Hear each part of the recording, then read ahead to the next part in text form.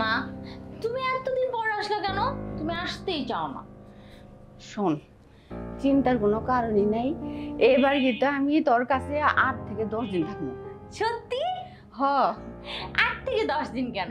তোমার যতদিন মন চায় তুমি থাকবা। তোমার মেয়ের বাসা তো তোমার বাসায়। আচ্ছা মা, জামাই বাবাজি যে দেখতাছি না। ও তো অফিসে গিয়েছিল মা, আমি ফোন দিয়ে বলেছি যে তুমি আসতেছো। শুনে তো সাথে সাথে বলছে যে আমি মায়ের আগে পৌঁছায় যাবো। আমি বলছি অস্থিরতার কোনো কারণ নাই, আম্মু বাসার কাছাকাছি চলে আসছে, তুমি আস্তে ধীরে আসো, এক্ষুনি চলে আসবে। মারে, তুই তো ভালো আছস? অনেক ভালো আছি মা। তোমার জামাই ব্যবসায় যা ভালো করতেছে মা, তুমি যদি আমাদেরকে হেল্প না করতা, আল্লাহ জানে আমার জামাইটার কি হইতো। তোমার কাছে আমার জামাই। আম্মা, আসসালামু আলাইকুম। ওয়ালাইকুম আসসালাম বাবা, কাজে থাকো। আম্মা, আপনি ভালো আছেন? অনেক ভালো আছি বাবা। আম্মা, আসতে আপনার কোনো কষ্ট হয়নি তো? না বাবা, আমার কোনো কষ্টই হয় নাই। বাবা, তুমি এত কিছু আনতে গেছো কেন? আম্মা, আপনার জন্য একটু যে আমার আপেল আনছি, একটু মিষ্টি আনছি। আপনি হইলেন গিয়ে আমার মাথার তাজ। শুধু আপেল আর মিষ্টি কেন, সমস্ত বাজার আমি উঠাই নিয়ে আসবো। দেখ, আপনার ভালো লাগছে। আম্মা, আপনার কথা আমি শোনার পরে আমি কেবল আমার ব্যবসার কাজে যাইতে লাগছিলাম। আমার বউ ফোন দিছে, আমি দিছি উল্টা দৌড়। কারণ 10টা না 5টা না, আপনি আমার একটা মাত্র শাশুড়ি। আপনি আসছেন, আমি কি অন্য কোনো কাজ করতে পারি?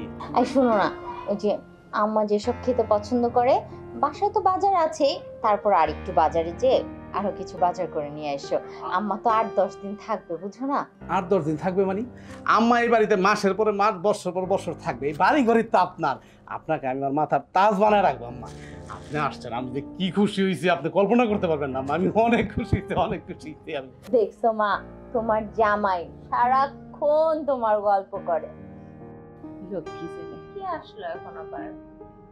এই সময় আবার কি আসলো? আমি তো আসার সময় গেট লাগাই আসছি। আচ্ছা, আমি যাই দেখি। আরে তুমি বসো, মায়ের সাথে গল্প করো। আম্মা, আপনি এক কাজ করেন, আপনি অনেক দূর থেকে আসছেন, আপনি রেস্ট করেন। আমি এগুলা নিয়ে একটু রান্না করে যাই। রেস্ট করেন আম্মা। বাবা, তুমি কোনো চিন্তাই করো না, আমি ঠিকঠাক মতো আছি। আম্মা, আপনি রেস্ট করেন, আমি আসতেছি।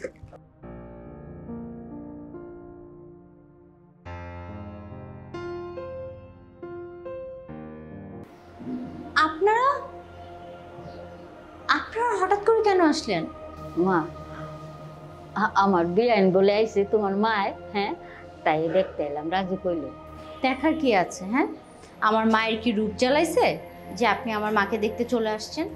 আপনাকে দেখলে তো আমার মা আরো বেশি ডিস্টার্ব ফিল করবে। যান, এখন চলে যান, পরে এক সময় এসে। তোমার মার লগে একটু দেখা কইরা একটু কথা কয়ে যামুগা। কি কথা বলবেন আপনি? হ্যাঁ, আপনি কথা বলতে জানেন?